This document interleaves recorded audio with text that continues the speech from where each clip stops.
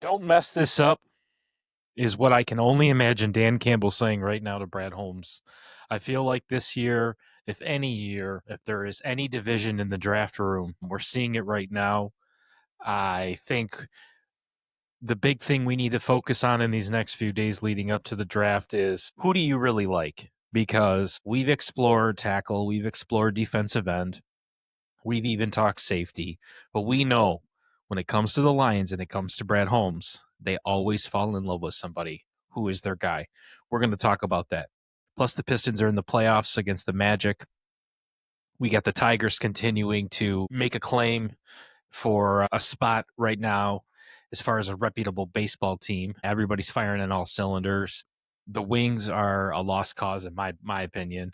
And I just need you to like and subscribe. This is the Fan Forum. We got Hermdo coming in. Hey, what's going on, man? What's up, Hermdo? You're looking at it, baby. What's shaking? What's shaking? Go Tigers, winners of 8 of 9. Took 2 of 3 from the Red Sox so far. Hell of a game. Hell of a game. Framber Valdez, lights out through 6 innings. Got Will Vest in there looking good. Our boy Connor Siebold with his goofy, with that love shit. We love to see it. Taking care of business. Dylan Dingler, 4 of 5, almost hit for the cycle. Looking damn good at 4 RBIs today. Tigers beat the Red Sox 6-1. Red Sox stink right now. Trevor Story stinks right now. He's pathetic. His at-bats look like garbage. It's crap. It's Garrett Crochet stinks. However you pronounce his name, Crotchet. Who gives a shit? He's a crotch. Who cares? One thing that is true, though, look, even if the Red Sox stink, taking 2 of 3 at Fenway Park is still a big deal to me. Tigers look damn good. Like I said, winners of 8 of 9. Really, really competitive. Going for the series win tomorrow. Let's take care of business. Tarek Skubal took care of business. That first game, 10 innings, 0-0 ball until the heartbreaker in the 10th inning. One of those things. What are you gonna do? What are you gonna do? But Tigers got the pitching to take care of business. Their offense is coming alive. I like what I'm seeing from the Tigers. Jahmai Jones, the new Quentin Berry. We love that guy. That's your boy. Hitting a home run, first of the season, looking good. Love what we're seeing. Go Tigers. But I think you wanted to start with, just wanted to do a little quick update on the Tigers. But I think we wanted to go into the Lions. You didn't even hear me. It was perfect. I just got done talking about how the Tigers are looking like a reputable team, and then you come in all strong, just backing me up. So no, that was perfect, Hermdo. Beautiful. Absolutely. But I like what I'm seeing. I like from the Motor City Kitties or the other Motor City Kitties. I don't know who the Motor City Kitties are. I don't know. They could be the Lions or the Tigers. It doesn't matter. But the boys down at boys taking care of business. Well, I was going to say at Comerica Park, but it's only going to be known as Comerica Park for, I believe, another year, and then it's going to be the Hot and Ready Park, or it's going to be. They're changing the name. They're getting rid of it. Take that picture of Ernie Harwell and make it the Little Caesars picture. They're going to replace the Tiger statues with the Little Caesar statues. It's going to be Little Caesars Park, courtesy of Meyer, and they're all going to be wearing. I mean, fucking MLB players are going to have all these logos on their chest like fucking NASCAR drivers. They're like, Manchester United or some bullshit. I hate it. I hate the ads. It drives me up the goddamn wall. Seeing classic parks like Fenway decked out in all these ads pisses me off. But what are you gonna do? There's always some gambling bullshit, but there's always some. I think that's the one to me is the most hypocritical is all the gambling, right? So that for years, that's all they ever fought against was gambling. You got guys banned from the sport for gambling, and then all of a sudden, now that it's legal and they have apps, it's everybody who sponsors them. Yeah, I mean, it's hypocritical beyond. I don't even have to explain it. It's sickening, right? Everything is FanDuel this or just more ways to waste your damn money. Channel, more ways to waste your paycheck. The channel I watch the Tigers on, it's what is it? Bet365. That's what I watch Tigers on. Yeah. Oh yeah, it's always something. So it's in the name. But speaking of always something, we have a couple days we're leading up to the draft, right? You and I already put together a mock draft episode where we went over all the scenarios possible. I've been listening to the so-called experts outside of us talk. I've kind of been putting this in, and really, like I said in the beginning, it's going to come down to who do they love right now. You know, we can make a case for Caden Proctor. We can Mhm. make a case for this for any edge rusher in the draft. We can even make a case that they're going to trade down and go get a safety or go get the best linebacker, right? And I think Mel Kiper has us drafting a linebacker out of Georgia. Okay. But at the end of the day is who does Brad Holmes love? And could this be the first year that there might be some tension between Dan Campbell and Brad Holmes? And he's saying, you know, don't screw this one up, man, because this might be the most important draft we've seen as Lions fans This is a critical this year. draft. This is a critical draft. The O line has been decimated. You got a lot of guys leaving. They had a we say it a million times, but they had a pretty mediocre season last year, unfortunately. But you know, the offensive line was one of their strengths last couple of years. This year, they definitely need to stock up. We got to bring in somebody like like a Monroe Freeling, who I've seen mocked to the Lions 24 times, or Caden Proctor, who I've seen mocked to the Lions about 20 times. I saw this thing. Let me see if I can share my screen real quick here. Yeah, But pull it up. this guy right here, I don't have any porn open, so I think we're all set. But hold on. Here it is right here. And we'll That was take a always my look. biggest fear with Hitch. Yeah, you know, you never know. You never know. But here I got the window open here. Oh, nice. Perfect. Can you see it? Yeah, beautiful here. But we got out of like they ran like 72 simulations, and we got some guys. Right, where is it right here? Right here. But these are the 72 mock drafts we looked at connected to Detroit to an offensive lineman, and they were distributed in the following manner: Spencer Fano, 7 projections; Vega Ione, 3 projections; Blake Miller, 10 projections; Monroe Freeling, 24 projections; Caden Proctor, 20 projections; Ahian Core, 3 projections, and Lomu, I believe it's Caleb Lomu, 3 projections. So Yeah. it's probably going to be either Freeling or Proctor. And here's what they say about Caden Proctor. Proctor's a buzzy name, but I think Ahian is better. Max Ahian is a top 15 player for me. I think his talent's through the roof. I think we look at the fact he's only been playing football for 4 years. I think the athleticism is there, the frame is there, the strength, the body density, the ability to anchor against power. If you can get this guy with more football under his belt and the right offensive line coach, you can fix his flaws. You can play him at right tackle. Then you're obviously going to move Penei Sewell to left. So I think the most obvious thing, we've been talking a lot of mocks, a lot of whatnot are saying that we can pretty much expect our good friend of the show, Penei Sewell, to move over to the left side and probably plug in somebody like a Caden Proctor or what have you, or in this case, Max Ahian Core, who's a right tackle at Arizona State. So, yeah, but we'll see what happens in the draft. But I'm definitely thinking they're going defensive tackle. I thought, you know, we debated that on the stream for a while whether or not they might go defensive end, get some help for Yep. our good buddy Aiden Hutchinson. But that's probably going to be maybe pick 50. I'm thinking, unless Brad Holmes does what Brad Holmes does, starts trading around, moving up and down the draft board. But I'm definitely thinking we're going offensive lineman at number 17. That's what all the experts are saying.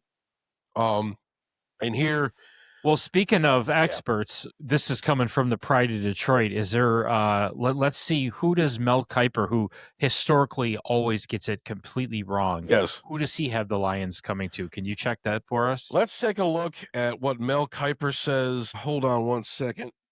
Mel I Kiper. want to say I could have swore I saw a linebacker out of Georgia. The Lions shocking number 17 pick. Prospect that scares the hell out of the Lions draft and analyst. Kemper's, yeah, let's go to Kiper's predictions for rounds 1 and 2. Mel Kiper Jr., this was written yesterday. Let's see what he has to say. Goes all the way down to the Detroit Lions. He says Monroe Freeling. Freeling has a huge 6'7", 350-pound frame and long 34 and 3/4 inch arms. He can erase pass rushes with quickness and handwork. His 18 stars experience might worry some teams. Does have a lot of experience. You want kind of a plug-and-play guy, but I dig it what we're saying here. But I bet the Lions would be happy to land Freeling in this range. He has a ton of potential. The Lions were just 31 in pass block win rate last season because Freeling played left tackle at Georgia. Penei Sewell could stick on the right side, too. Oh, that's a good idea. Freeling will replace Taylor Decker, left tackle. New signee Larry Borum also getting plenty of reps. Maybe a key move and getting this team back to the postseason. But we got a little video here we can watch. So that's obviously somebody we're not going to draft because I don't. Probably There's not. got to be a stat out there of how many times Mel Kiper gets it wrong. Yeah. But here we go. especially for Monroe Freeling, Lions big fans. number 50. Yeah. Just kind of a screenplay there. Okay, opened up some holes. He's kind of like the Jim Cramer of NFL drafts. Everything he says, the opposite usually happens. So take that with a grain of salt. Lions fans, fan forum, watchers, all these people out here hopefully will be commenting tonight and enhancing the stream for me and my good buddy Mark. But yeah, Monroe Freeling, I don't know. I think maybe he's a little bit rough. Some of these guys are a little bit rough, but I think, can the Lions staff can the coaches kind of work with him, kind of bring him up to speed? Can they be a plug and play guy, good option opposite Penei Sewell, or in the case of some other guys, Spencer Fano maybe. Will Penei Sewell have to move? You don't know. You don't know what's going to happen right now, but offensive line is definitely an area of concern for the Lions, as we've discussed plenty over the last few weeks. The draft is coming up in what? Is it the 24th, if I'm not mistaken? The 23rd, I believe. 24th. And that is, what day is that? That's a Thursday. So, okay. I'll probably have to move some stuff around, but yeah, we'll definitely be doing a show that day, I'm sure. But let's see the NFL draft. Let me make sure I got these times and dates right. Yeah. So it is round 1 is April 23rd, and then round 2 through 3rd is April 24th. 4 through 7 is the 25th. Okay, and, so a 3-day thing. Okay, takes place in Pittsburgh this year. So it's a 3-day thing, and then obviously with us picking 17, that kind of puts us right in the middle of the show. I've done this before where I walk away from the draft, and I think it was last year. We're typically down in Florida when we watch the draft, and I walked out of the condo room, and I'm like, okay, well, I'll go change the laundry over, right? The Lions aren't picking for another 10 picks, and boom, they traded. So, I just keep reminding myself, man, that even if this draft goes, okay, unanimously, it's supposedly an offensive tackle. Seems like it's going to be Caden Proctor. When I'm checking mock drafts of guys who actually historically get it right the most, they're all saying Caden Proctor. But I just keep telling myself, who is Brad falling in love with? And maybe if it's textbook first round offensive tackle, second round is defensive tackle, it makes me think there's a weapon out there that Brad is looking at and eyeballing. And I just don't think you can underestimate that. It's just what he brings to the draft class every year. Absolutely. But yeah, the guy I'm leaning towards Proctor as well. I've heard a lot of speculation. We talked last time we did a stream where basically like the Lions did meet with the guy. And who was it that was reporting this? NFL insider Daniel Jeremiah recently mentioned the Lions love Proctor, you love in quotes, who was a massive 352-pound mauler. Now he's a big guy, might not be too light on his feet, hoping that he can maybe get into some shape by the combine. But he's a big guy. He's a mauler. I think he's a guy that would complement the offensive line well. I think he's a guy that would slot right in. I think he fits the Dan Campbell mold. I think he's the guy the Lions are going to go with. You know what I'm going to do, Mark? We're going to do a Hermdo guarantee. We're going to have Caden Proctor, number 17 overall, going right to the Detroit Lions. It's going to be Caden Proctor, baby. We talked about him. He's a fan forum favorite. He's a friend of the show. We love Caden Proctor. It's going to be Caden Proctor, number 17 overall. And of course, now that I say that, Brad Holmes. It's going to be Monroe Freeling. It's going to be Monroe Freeling or Caleb Fano or some shit, or Caleb Lowe, whatever the fuck his name is. Mel Kiper's going to look correct. Mel Kiper's going to be right for once. For once in his miserable life, Mel Kiper will be correct. And Hermdo will look foolish yet again. But I don't know. I'm excited. 4 days away. The Lions are, real Super Bowl taking place. We'll see what Brad Holmes can do. We'll see. I don't know. We talked about, possibly, we talked about the Sam Laporta drama. What's going on there? Some people saying like Lions might trade him. Maybe tight end will be a need in this draft. Stocking it up, even though Drew Petzing, he's a tight end guy. He's a tight end coach. We saw what he did in Arizona. But lots of stuff, lots of different things. We're talking about maybe taking a safety, complimenting Brian Branch, complimenting, Kirby Joseph, something like that could fit into the secondary because the secondary has had some issues lately on the Lions team. But there's a lot of different angles at this, a lot of different angles at play. So we could see some surprises in the draft. I would not be surprised if maybe they. I just don't think defensive end, edge rusher, whatever you want to call it. I don't think the Lions really. They're just. It's kind of like just you got Hutch and you got some nameless guy off the practice squad. You got Bobby, what's his name, lined up next to him. It doesn't matter. I mean, we know Marcus Davenport, Al Qadim Muhammad's gone, but I just don't think, I don't know. I mean, we might see I think there's going to be some movement at pick 50 if Brad Holmes stays there. I don't know if we're going to take an edge rusher that high. I just don't know. I mean, knowing Brad Holmes, seeing some of the free agent strategies, some of the guys he's missed out on. But yeah, I just don't think look at other teams that just made a big reminder or make a big push for this to go against our argument is Will Anderson basically is the highest paid NFL player right now. Yes. Defensive end from the Texans. The Bengals just traded their first round pick for Dexter Lawrence, defensive tackle from the Giants. I heard about that. Yeah, got right from the Giants. So we know that there wasn't a big bevy of names out there in free agency this year for us to bolster the line.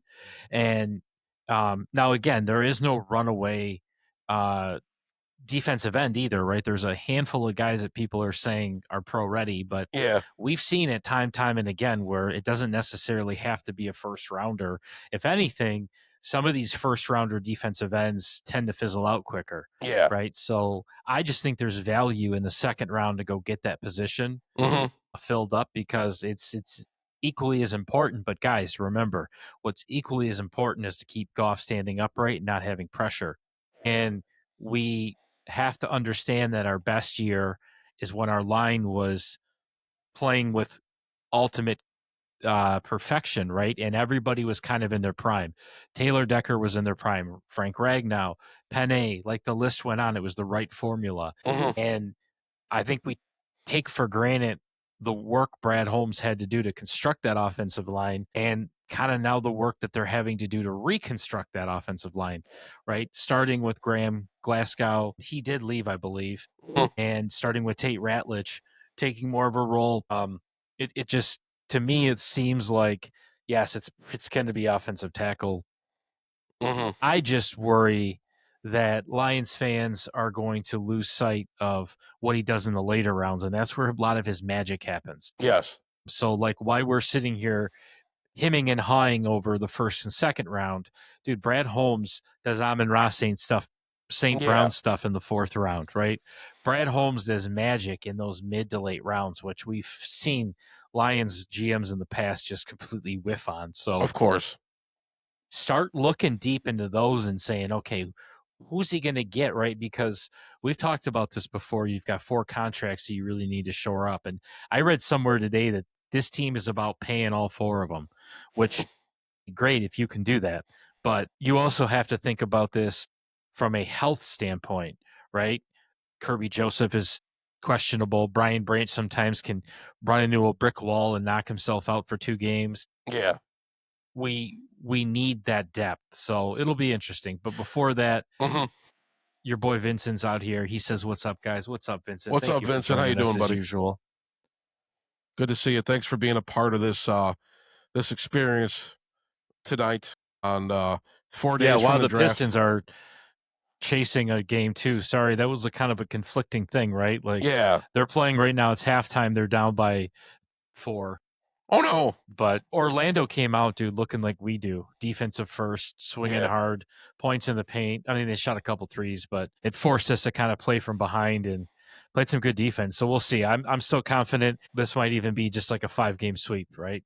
Yeah. I think I know we're the better team in this series, but we'll get into that later. We kind of wanted to beat this draft stuff down because, like you said, in a couple days we got the NFL draft live from Pittsburgh, and it's gonna be fun. I'm actually shocked. I haven't heard Hitch proclaim anybody yet that he's interested in. Right? I wonder if he even knows the draft is this weekend. I don't know with that guy. I don't know. He's He's been very sporadic. I haven't really texted him much lately. I know he was in we had a little group chat going with me, you and him, but I know he loved the image. You had that 3D printed logo for Detroit Fan Forum. That looked pretty awesome. I can't wait to see that used. But yeah, Hitch. I'm not sure if Hitch is even alive. I'm pretty sure he's probably dead. We don't know. He could probably be. We're gonna open up his garage, and a bunch of beer cans and cigarette butts are gonna tumble out along with Hitch's corpse. So I'm not sure what the deal with the guy is. We should probably talk to his brother John, make sure he's still alive. But yeah, I don't know. Hitch has been kind of MIA lately. We're worried. We love you, Hitch, and we're worried about you. We're gonna have an intervention with Hitch. We're gonna bring in Bobby and Vincent and the Do, and we're gonna have a meeting with Hitch in his garage to tell him that we love him and to please stop drinking and smoking every 5 minutes. but yeah. I'm worried about our boy Hitch. You never know what's gonna happen with that guy. How well that's gonna go. Yeah. I don't think we'll make it out of that garage alive. Probably not. Yeah, you're right. Here's that sign I would got done. The guy at work, Mike, made this for me. It's a 3D printed Detroit Fan Forum sign. I'm very excited about it. I'm still redecorating this whole background. Yeah. It started off as a very busy background, and now it's just kind of mellowing out. But yeah, Vincent wanted to know if he said he's stoked for the draft. Are you guys going to do a watch party for it? Yeah, we're going to be live. I mean, that's just that has to happen.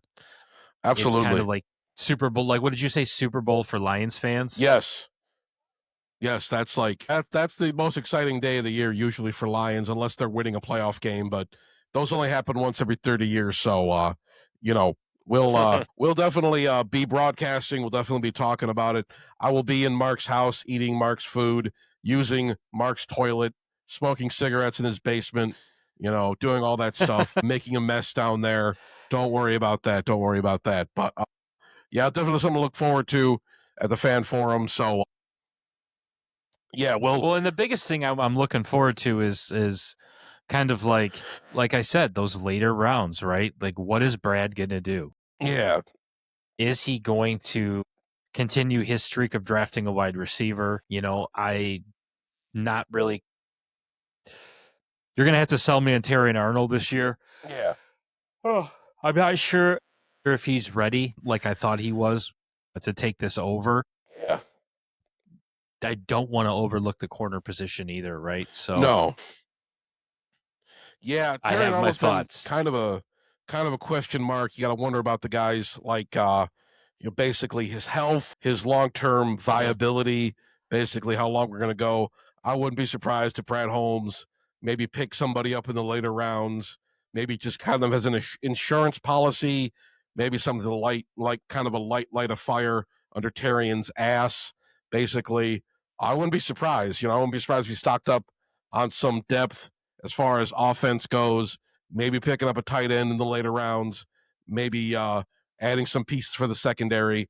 Nothing would surprise me from Brad Holmes, really. But, I don't know.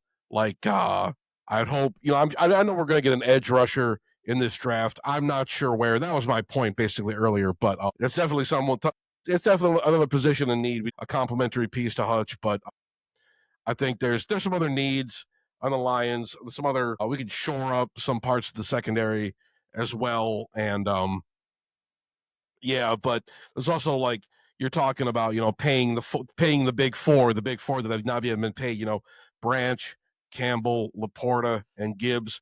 If you're saying they're going to pay those guys, so they got to keep those contracts in mind. Obviously, there's going to be a bit of a cap crunch going on. I mean, you only got so many resources, but we'll definitely be looking. Go ahead. No, I was going to say I think that is that's going to be where a lot of this Goff money must be going to, because they still haven't spent any of that Goff money. There's still free agents out there that they could be bringing in. So you wonder if, once they hit when clearly those deals aren't going to be done before the draft. Yeah. So you wonder where and how you prioritize them. Barring some crazy thing, I still think it starts with Gibbs. Yeah. I think they're going to hand him. unpopular opinion, but I think I know. he's the one you pay first. Nobody wants to pay running backs these days. That's the issue. But yeah, you know, I'm kind of getting ready for it. I'm getting ready for a Gibbs contract, or at least like maybe they franchise tag him or something. But um, I definitely think he's part of the Lions' long-term plans. A guy like Gibbs, you know, I don't know if I'd put him like in the generational category, but a guy like him, seeing the upside he has, seeing the explosive plays he can make, even with a mediocre offensive line, seeing what the guy brings to the offense, and what a threat he is all the time. You know, seeing a guy like that, you know, it's just like they don't come around too often. They don't come around too often, especially for the Lions. You know, a team that has never really had anybody to fill Barry Sanders' shoes since 1999. So Gibbs could be that guy. You know, Gibbs could be the man. I wouldn't. I'm just saying, Lions fans. I know what you hear from Detroit sports media. I know what you hear from some of the national guys regarding running backs and whatnot. I'd be prepared for them to hand some money in term to Jahmyr Gibbs because I do think he factors in. He's a young guy. He's an explosive guy. He's a talent like the Lions haven't had since Barry. So, you know, I mean, I definitely think, you know, he's going to be slotted in. Definitely. I think he's going to be here for a few more years. So we'll see. Yeah, we'll see. We'll see. You never know. You never know. But yeah, we'll. Oh, how much do you guys think Giants getting 10th pick at Dexter Lawrence trade shakes up draft? Giants now hold picks 5 and 10. Huh. Who do you think? What are the Giants' positions of need? What do they need? I'll have to ask you, Mark. I don't know what the Giants really need. I'm not Mike Valenti. I I would don't say follow everything but defensive end. everything but defensive end. Yeah, They've got a okay. solid. They've put a lot of money in their defensive ends, and they had that logjam at defensive tackle. Hence why Dexter Lawrence is getting traded. Yeah. I think this is what a John Harbaugh led Mhm. Giants. You have a running back that you probably have to ultra invest in somewhere around him. I don't think he can still be your number one back. Yeah.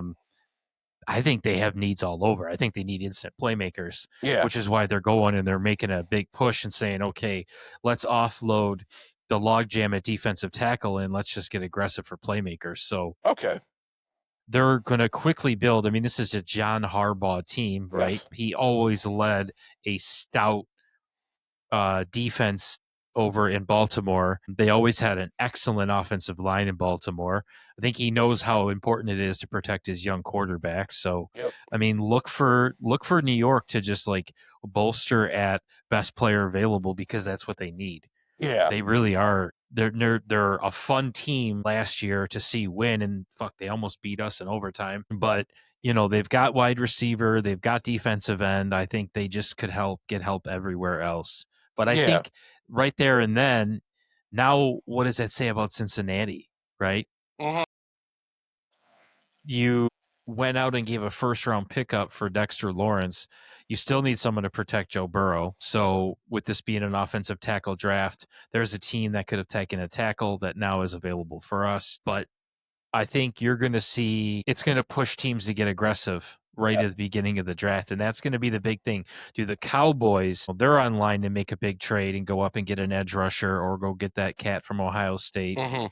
They're saying, hey, we're not trading either. But I think this is going to be a real weird year where you see a lot of teams bouncing up and down. Yeah, Nobody's yeah. staying put.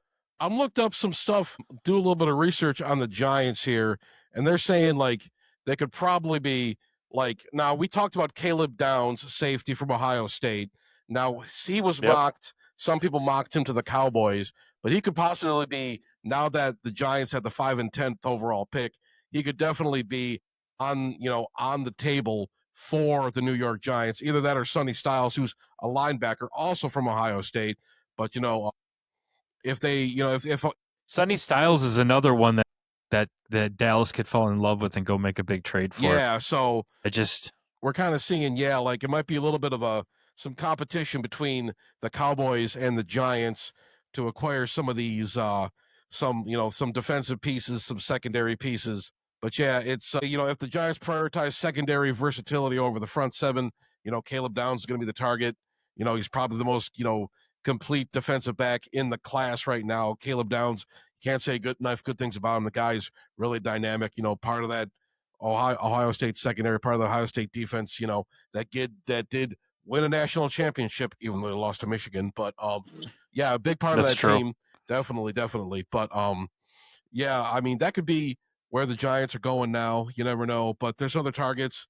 They got pick number 10, they could have like Jordan Tyson from Arizona State. He's a wide receiver, or Carnell Tate, a wide receiver, also from Ohio State. It's going to be an Ohio State heavy draft. But if Tyson's off the board, Tate offers more size and reliable hands as a prototypical number 2 receiver. But yeah, That's a Jordan, school Brad Holmes likes to draft from. Ohio State. Yeah, Don't get it wrong. definitely. You're probably going to see him go out and get an edge rusher or a defensive tackle from Ohio State. I would not be surprised. I've already Alabama. seen Yeah, like a fourth or fifth round draft pick. Yeah. I've seen a couple mocks where it's an Ohio State guy. So yeah. it seems to be not a ton of controversy this year with Lions fans. I put a couple of things out on social media, and everybody kept saying, "Listen, like the controversy is they just get it right this year, right?" And I think everyone's more focused on the injuries or lack thereof. Mm-hmm. And I want to see, the Duke kids all the time that Brad Holmes loves to draft off the IR. So will there be that kind of person, that he takes a reach on? I don't know. Well, nothing would surprise me going forward this year. I mean, but Brad Holmes does love his Buckeyes, so could there be some like late round guys, that he would pick? Looking at some of the research, some of the mocks, we'll see. What happens. We'll see how it all shakes out. But yeah, I think another good way to look at it too is what would he do to piss you off? Like what would be his strategy this year that you would say like, dude, what are you doing? Right? Like, is there, because everybody's like saying, oh man, he was asked that question. If there's a guy out there that's a game changer and could get you to a Super Bowl, are you going to go get him? Like, of course, every general manager is going to say, yeah, that's what we'll do. Right? No one's going to be like, no, we'd probably just ignore it and just look for mediocrity. But there has to be something. And this is, I guess, maybe a question more for the Brad Holmes haters. What would he do to have to piss you off? Yeah, for me, if he didn't address an edge rusher in at least the second round, if he did something crazy with pick 50, because I think we're pretty much all slotted in. He's going to go offensive tackle with number 17. But if he did something goofy with the number 50th pick, I don't know. I mean, it's just something. I mean, Lions fans, we've been begging this guy to give Hutch a partner for a couple, 3 years now. But if he didn't get, so if he took that 50th pick and he traded with it to go get a wide receiver, that would just send shivers down your spine, and that would give guys like the Duke a lot of ammo. So yes, it would. Yeah, absolutely. Maybe at least any skill set, offensive skill set too. Like, the dude said he wants a tight end with the third pick. Like, would that piss you off too? He take an offensive skill set position and say, with the 50th pick, the Detroit Lions are picking this tight end, big fat white dude from this school. And I think that would just flatline the room. Like, I don't know if I could sell that pick instantly. No. And then it would make me question the whole Sam Laporta stuff like we talked about, right? Yeah. So I don't know. It would really make you wonder what was going on. I'm just saying that's what would piss me off. But I'm going to agree with Hermdorf. Thank you, Vincent. Yeah. Thank you. But that would be something. I think we all agree with you, Hermdorf. Yeah, I think so too. I think you got to address that need. You need that second round. That's a big pick right there, definitely. But yeah, but you never know. He might have something weird like pick Randy Orton from OS. There's your boy Hobby for Bobby. Hobby for Bobby. We love Hobby for Bobby. Whoever you are, whatever you are, mysterious stranger. But yeah, that's what would tick me off. So yeah, I don't know. We'll see. It'll be interesting to see what Brad Holmes does. I think there'll be some drama. I think there'll be some bullshit. We might be left scratching our heads. I remember some of my buddies texting me. My good buddy Dominic, a guy I've known pretty much my whole life, but we were always tuned in for the Lions draft, and we were texting back and forth back when they picked Gibbs 12th overall when Brad traded up, or traded back, I should say. Yeah. And he was like, Holmes fucked up. You don't take a running back that high. And then we saw how that worked out in the end. But so Yeah. you never know. I mean, you could hate the guy on draft day. I mean, if he picks up like a wide receiver, if he goes with an offensive skill set player, and the guy turns into, Jamar Chase or something, then we'll probably be like, okay, Brad, we saw what you were doing there. If he gets a tight end, the guy turns into Tony Gonzalez or something, then we'll be like, okay, Brad, we saw what you're doing there. But, as of right now, emotions are heavy during the draft. We don't always see the vision right away. And, with the Lions, with the previous GMs we had, sometimes we'd get a guy and be like, oh, okay, maybe this will work out. And it usually never does. Well, But think about the leash that he's on now. Back Yeah. then, when he made that move for Gibbs, who else was on the roster? Right, we were still a fresh young team. yeah, He was on a really long leash. So now that's what I'm saying. Don't fuck this up. That you're Yeah. on a short leash. that's true. You have a roster. You have guys that are already your number one set. And I think when you see teams doing that, and you're going, whoa, whoa, whoa, we already have wide receiver 1, wide receiver 2, wide receiver 3. You made a push for wide receiver in the last draft. They're saying, calm down, dude. Like, they want to see commitment to that pass rush. And I think the one thing that Brad Holmes has always kind of had, we'll say some type of arrogance with, is, I got you, Aiden Hutchinson. Don't worry, anybody next to him is going to look great, because he's given us the Marcus Davenports and the 1-year injury prone contract guys, where it's just like, Yeah. give this guy something else to play next to. I know.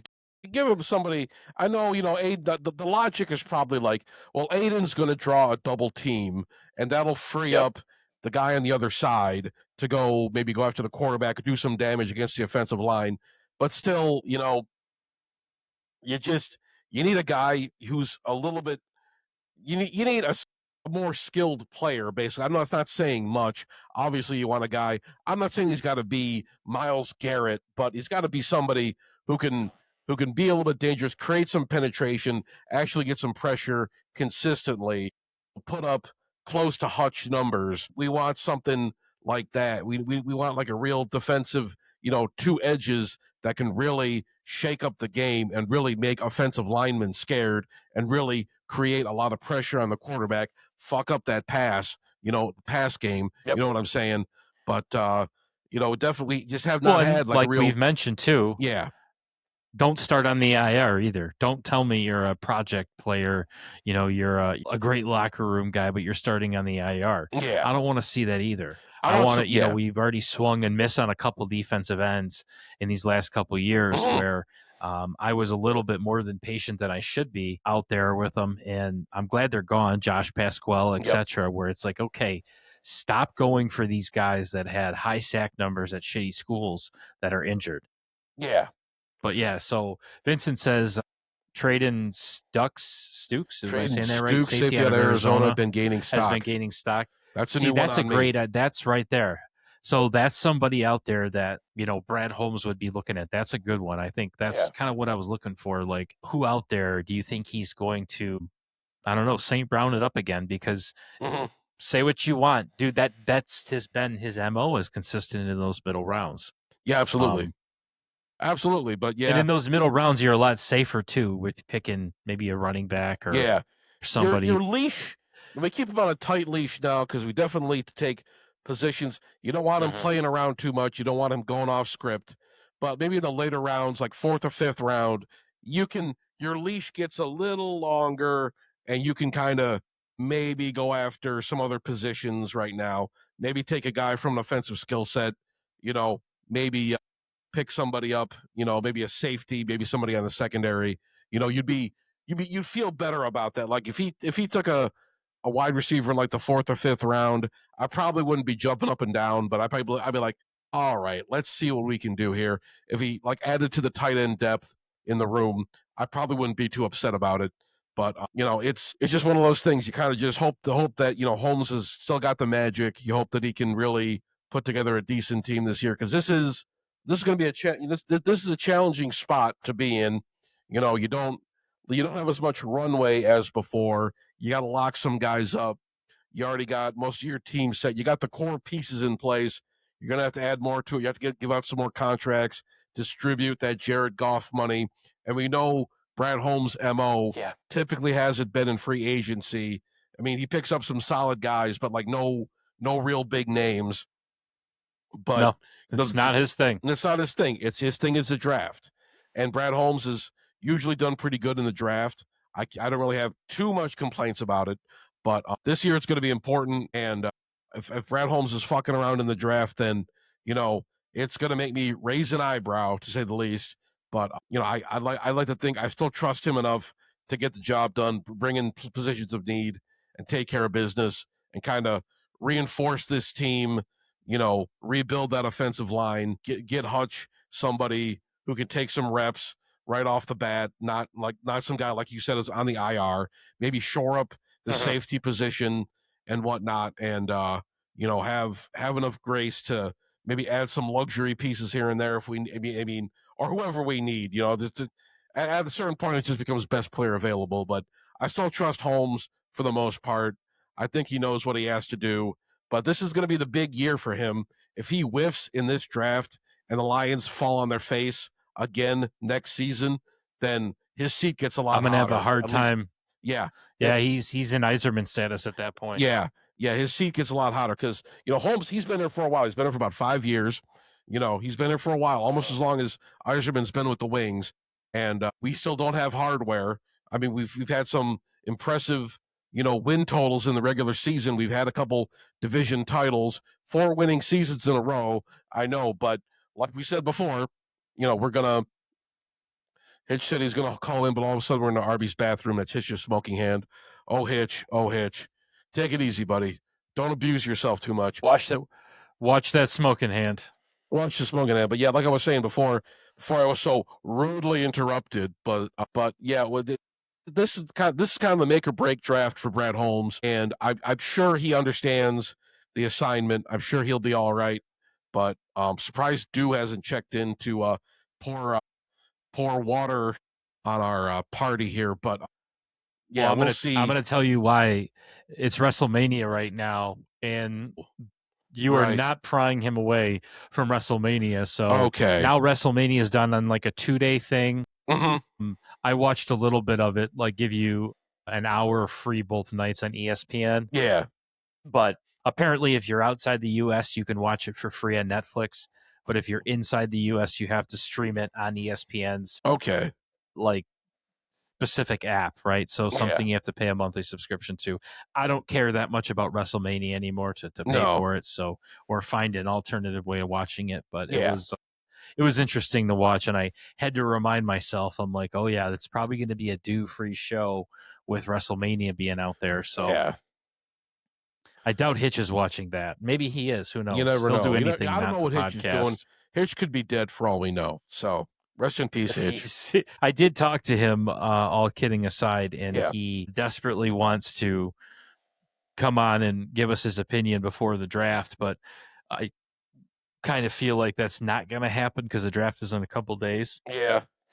And he has a hard time committing to doing anything. Yeah. So I think we're going to see a Hitch-free draft this year, which is a little disappointing because he does have a insight, and I will say him and I usually see differences with the draft. That's one thing where I don't know. It doesn't matter which eye you're looking at. They're both picking somebody different than the national pundit. So sometimes I argue with him and I look like an idiot, and sometimes I look like a guru. But I just really feel like we can't discredit though. There are a lot of names still available in free agency that a lot of people wanted Brad Holmes to go throw $10-12 million contracts with, that whoever's paying these guys, they're paying him in the cheap now. A Joey Bosa, an AJ Epinesa, there's a Cam Jordan, right? All these 1 year, $12-15 million go get them. These guys are still out there, right? Yeah. Obviously, once the draft hits, their contract is going to just drop as far as what they're commanding on the market.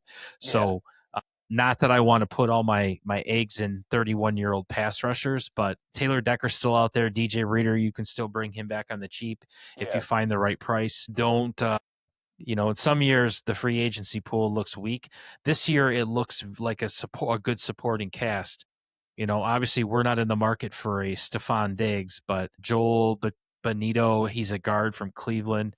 He's a 34-year-old solid tackle. Cam Robinson, Kevin Zeitler, who I mentioned before, who was a Lion and very successful here. Yeah. Trayvon Diggs at corner. Clowney, who I don't see as a good fit here, No. but he's available. Jonah Williams, tackle.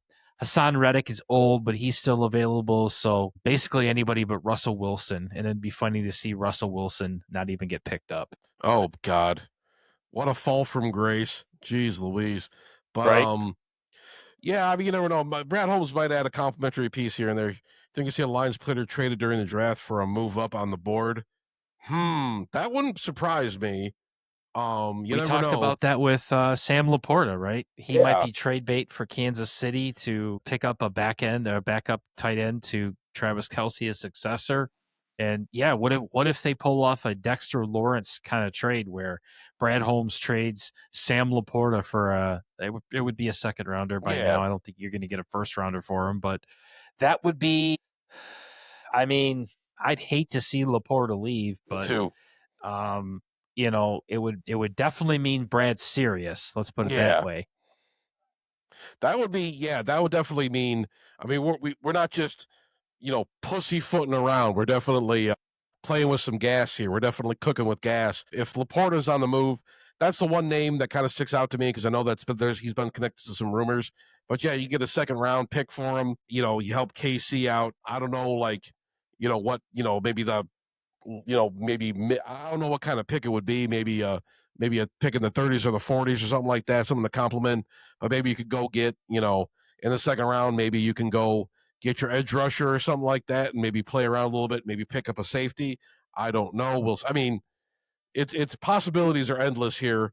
Whoever you want to play around with, but yeah, second round pick, that'd be a hell of a thing. Like, I'd be surprised if they're willing to end the Sam Laporta experiment at this point, but I mean, in the big scheme of things, compared to the four guys they got to sign, Sam Laporta being in that group, he'd probably be the odd man out because you're definitely keeping Campbell. Brian Branch is, despite his injury issues and some character issues, he's still like your guy. And then, obviously Jahmyr Gibbs, he's your number one back for the foreseeable future. So I definitely see, Sam Laporta probably being the odd man out. So if they're going to move anybody, but that's Sam Laporta, he's a damn good tight end, I think, but like I'd be shocked to see him traded, but we'd probably get a good chunk back for him. So definitely maybe a high second rounder. He seems to be the only player that I've flirted around with even the idea of doing it, because who else is going to take? I mean, I don't think you're going to take and trade anybody on a high end of like Terrion Arnold. What are you going to get for him as a first round pick? Like, you're not going to get anything for anybody outside of Laporta, but all I've seen it is being floated around to Kansas City. So you wonder what legs it has. We have no third rounders as it sits. You're right. We do not have any third round picks. We go right from 1 to 2, and then we have two fourth rounders from the Montgomery trade. Mm-hmm. But that's where, okay, Vincent, we have no third round pick, but we have 2 fourth rounders, 2 fifth, 2 sixth. That's exactly what Brad Holmes does. He trades into the third round, right? He does something with the picks he acquired from Houston Texans. Like, he's not going to pick at that pick. That Houston Texans pick will be traded, will be locked into something, because the third and fourth round is where he starts to fall in love with guys and go, whoa, like really make a play for their guy. Which at this point, I'm starting to think it's going to be safety as far as who he's prioritizing more, or close to defensive end. It would be safety. So we'll see. I can see that happening. Definitely see that happening. If you wanted to talk about the Pistons for a minute, I know we're at the 50-minute mark. If you want to do a quick blurb about the Pistons. We're at that mark. I'm a little disappointed they didn't come out swinging too hot right now. I'm going to pull the game up. Yeah, they're down by about 11 right now. See, in this whole game, they've been down by about 10 or 11. They evened it up once or twice. Yeah. I'm not expecting them to just go in and sweep everybody. This is a team playing against the Magic that we match up well against. But we split the series with them. So, and them kind of coming off that play-in game Magic, no pun intended. Yeah. I guess it stands to see that we have a flat beginning, but I still see us winning this series. I'm not worried. I think so. I think so. God almighty. I was saying on Facebook, I don't know if you saw that post, but I'm just like, God, I hope the Pistons can entertain us for a few weeks in the postseason. Um, I really It would do. be nice. It would be That would nice. be nice. If they came out, if the most unimaginable thing happened, they lost in like the first round again, I'd be pretty bummed out about that, but I mean, I don't want to even put that out there, knock wood. I don't want to say nothing like that. I still think the Pistons are going to show out. They're going to take care of business against Orlando. I don't see Orlando's no great shakes or nothing, but we'll see how this series winds up. Well, JB Bickerstaff wins Coach of the Year. SVG gets, MVP again, right? Jalen Mm-hmm. Duren did win Most Improved Player, which was interesting. Mm-hmm. So you can see that the league clearly isn't ready for Cade yet, even though he won his appeal. And I still think there's no love given to us. So everybody is enjoying right now the success because his team is about 1 year ahead of the rebuild. Yeah. But they're, Vincent said, Pistons on what, a 10-game home playoff losing streak? Mm. Yeah. Yeah, it's a rough one. So all I got to say is I'm glad it's not the Red Wings because Yeah. Well, yeah. I mean, if we give a little bit of analysis to like to the Pistons Orlando matchup, the Magic are tougher. Thanks to they got Desmond Bain, who he led the team with 39.1 shooting from deep. Paolo Banchero and Franz Wagner. I believe he was an ex-Piston. The Magic now have 3 players capable of averaging 20 plus points a game. Giving them they get some more firepower than your typical number 8 seed. We'll see. Yeah, We'll see how it Paolo's a goes. former I think the Pistons pick of the draft. Yeah, they match up well against the Pistons. I think they're going to cause a little bit of problems. I'm not too worried about the Pistons right now, but we'll see what happens. They started out sloppy though. Yeah. That's the first thing. They just looked content, which I haven't seen them look all season. Right, even the lobs from K to JD in the first half, it's like they're missing their lobs. They're getting the ball ripped out of their hands. Like it's just like, wake up, guys! Right, it's the playoffs. Yeah, play your they game. gotta. That's the thing that was. Because this team, they got some seasoning in the playoffs last year against the Knicks. Unfortunately, lost that series, a very entertaining series. But, it's just the thing. But with the playoffs are a different animal. You got to come correct. And as successful as the Pistons have been in the regular season, 60 wins, first time since what, like 2006? For God's sake, 20 freaking years ago. But yeah, this is the most success we've seen the Pistons have in the regular season in a long time. But do it in the playoffs. You gotta wake up during the playoffs. Other teams, they've been there. Pistons, I know you got to the playoffs with Blake Griffin on one leg back in 2019, and then you got to him last year. The Pistons have not won a playoff series since 2008, so it's it's a bit of a learning process. It's a bit of a they have to grow in leaps and bounds, but this is a little bit. The Pistons, they might get humbled a little bit in game 1. They might, but definitely it's something they got to adjust with. I mean, Cade Cunningham, I want to see more of him. I want to see him grow into like I want to see fucking these guys grow and adjust to the playoffs.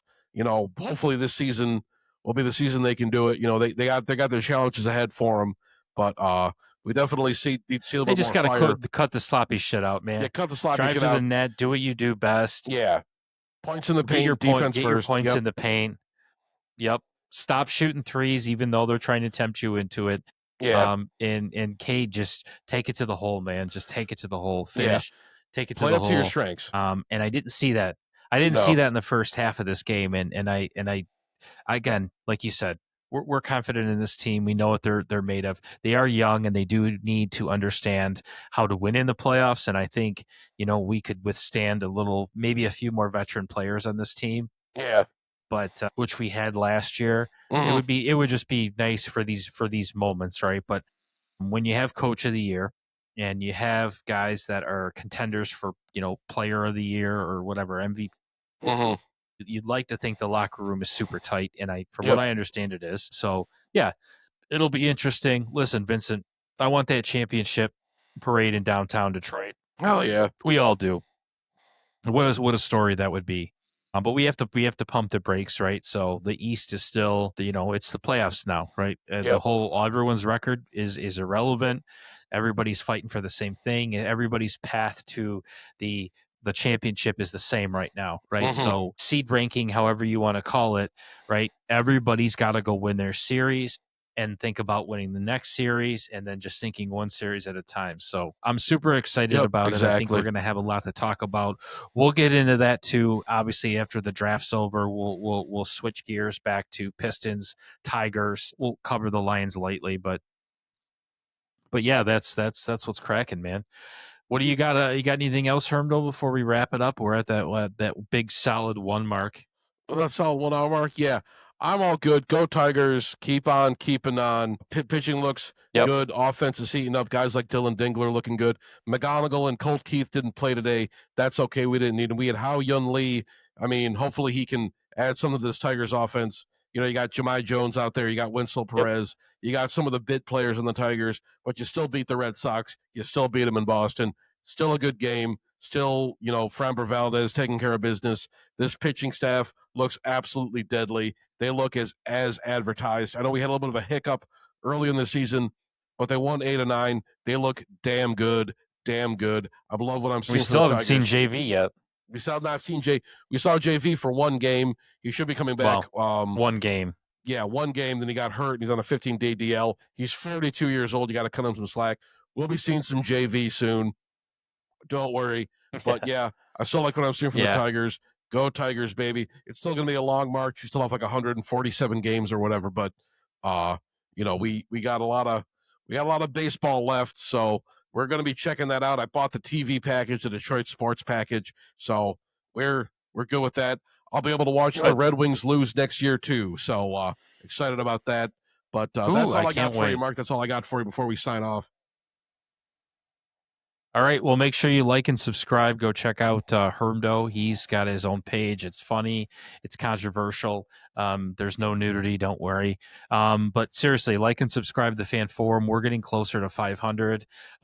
He continues to be an asset for the show, so we appreciate Hermdo's contribution. This channel just continues to grow. We're seriously, once we hit that 500, we're raffling hoodies off. Maybe we'll raffle hats off, or who knows. We want to give more shit out. Great show. Thank you, Vincent. This is seriously, he's our number 1 fan, right next to Herb Welch, who said he heard that Nick Lavati's trying out for the Lions. It really means a lot to Herbdo and I. It's been a fun experience trying to build this thing from the ground up, but stay tuned. We got a draft episode coming up, and that's all I got, baby. So peace out. We'll talk to you later. Bye-bye.